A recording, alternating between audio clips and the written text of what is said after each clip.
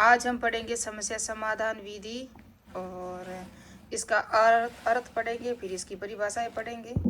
ये परिभाषा है और ये 2022 में प्रश्न आया हुआ है यहाँ से। समस्या समाधान विधि के चौपान या चरण, ये 2023 में रीट में प्रश्न आया यहाँ से, ये उपकल्पनाओं से आया था।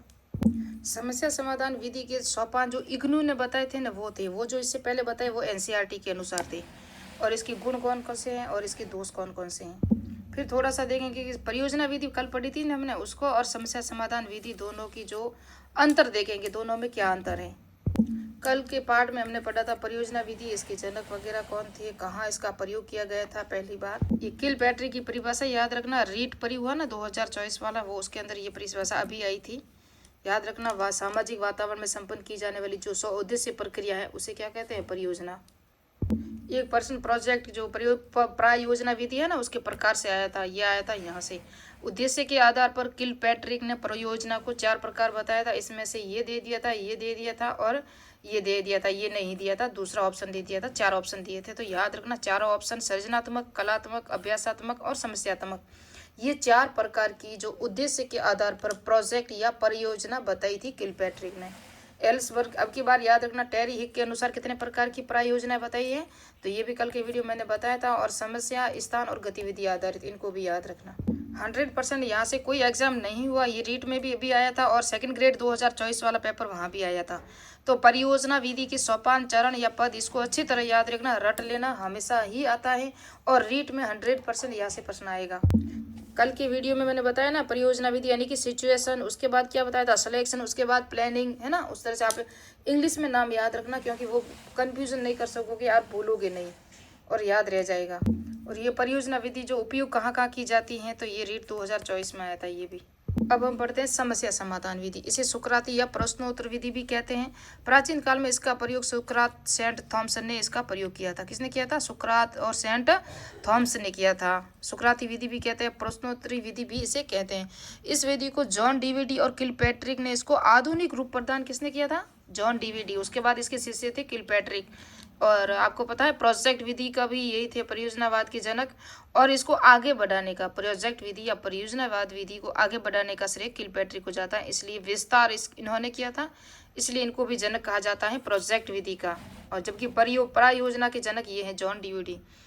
इसको वैज्ञानिक और आधुनिक रूप प्रदान किया था समस्या समाधान विधि को इन्होंने।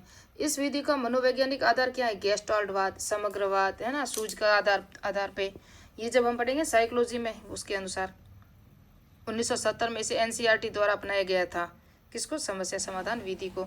समस्या समाधान विधि का अर्थ क्या है, इसमें विद्यार्थियों को एक समस्या दी जाती है जिसका समाधान विद्यार्थी को खोजते हैं और नॉलेज लेते हैं। और समस्या समाधान विधि एक हिंट आधारित होती है।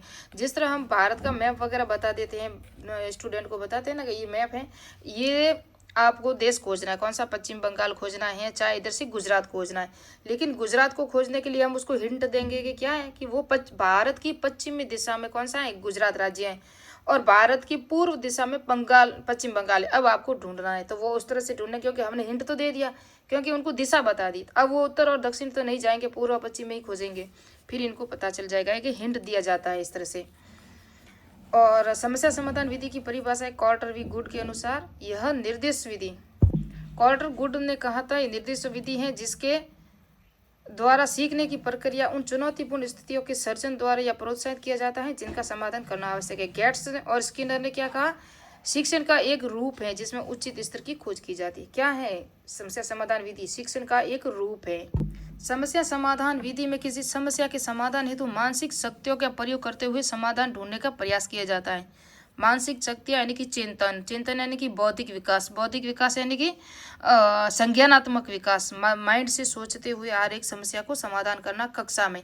यह मानसिक शक्तियाँ एवं सत्तात्मक क्षमता, तर्क, चिंतन, विश्लेषण, संश्लेषण, मूल्यांकन पर आधारित होती है। मानसिक शक्तियाँ याद रखना, ये परीक्षा में आ सकता है प्रश्न। थॉमस एवं रिस्क, किसी समस्या या कठिनाई के लिए इच्छित हल करने के लिए की गई नियोजित और क्रमबद्ध, क्या है, नियोजित और क्रमबद्ध मानसिक प्रक्रिया है। थॉमस एवं रिस्क ने समस्या समाधान विधि की परिभाषाएं दी है। इस विधि के लिए विमर्श की आवश्यकता होती है और ये विमर्श चिंतन आधारित होती हैं। इस चिंतन समस्या समाधान के लिए आंकड़ों के विश्लेषण, परिकल्पनाओं का निर्माण और निष्कर्ष प्राप्त करने में सहायक का सहायता प्रदान करता है। चिंतन से ही तो हमें समस्या समाधान का हल मिलता है। हम आंकड़ों का विश्लेषण करते हैं, उपकल्पनाओं का निर्माण करते हैं, फिर निष्कर्ष निकालते हैं और मूल्यांकन भी करते हैं। अब हम समस्या समाधान विधि के चरण या सोपान, ये परीक्षा में आया हुआ है नेक्स्ट में, सेकंड ग्रेड में भी आया हुआ है और ये रीट 2023 में आया था, सेकंड ग्रेड 2022 में आया था। समस्या का चयन करना, समस्या का प्रस्तुतिकरण और उपकल्पनाओं का निर्माण। तो इसमें से एक तो उपकल्पनाओं का निर्माण दे दिया था, 3 ऑप्शन अलग दिए थे। तो उनमें से ये कहा गया था कि ये समस्या समाधान विधि का चरण कौन सा है या सोपान कौन सा है। तो उसमें से उपकल्पनाओं या कल्पनाओं का निर्माण ये है। आंकड़ों का संग्रहण, आंकड़ों का विश्लेषण, निष्कर्ष निकालना, ये 6 चरण है। और जेम्स एमली ने 5 सोपान बताए थे या चरण बताए थे समस्या समाधान विधि के। क्या था? समस्या का चयन करना, फिर समस्या को समझना, फिर समस्या का पुनः पूर्ण करना। पहले तो समस्या को चयन करेंगे, चुनेंगे हम, उसके बाद इसको समझेंगे कि किस तरह से इसको हल करना है, फिर उसको पूर्ण करेंगे, समस्या का समाधान निकालना, फिर समाधान का प्रयोग करना। ये है चरण जो जेम्स एम ली ने 5 चरण या सोपान बताए थे। और ये समस्या का चयन, प्रस्तुतिकरण, उपकल्पनाओं का निर्माण, आंकड़ों का संग्रहण, आंकड़ों का विश्लेषण, ये भी चरण है इसके जो एनसीईआरटी द्वारा प्रयुक्त थे। क्योंकि एनसीईआरटी ने इसको 1970 में इस विधि को अपनाया था, समस्या समाधान विधि को। इग्नू के अनुसार कितने सोपान बताए गए समस्या समाधान विधि के? तो समस्या की पहचान करेंगे, उसके बाद समस्या को प्रस्तुतिकरण, फिर परिकल्पना का निर्माण करेंगे, फिर उपकल्पनाओं का सत्यापन या आंकड़ों का संग्रहण, फिर निष्कर्ष प्राप्त करना है, और फिर लास्ट में क्या है? समाधान का चयन करना। ये लास्ट में समाधान का चयन वेरी इंपॉर्टेंट है। देखो ये पहले आना चाहिए जबकि ये लास्ट में दिया हुआ है इग्नू के अनुसार इनके सोपानों में।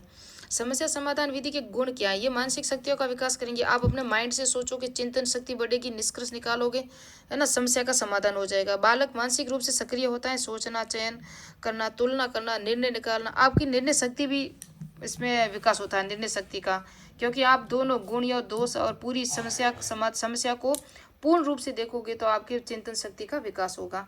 यह मनोवैज्ञानिक विधि है। छात्र तथ्यों को संग्रहण करना सीख जाता है, चिंतन शक्ति का विकास होता है, वैज्ञानिकता का भी विकास होता है।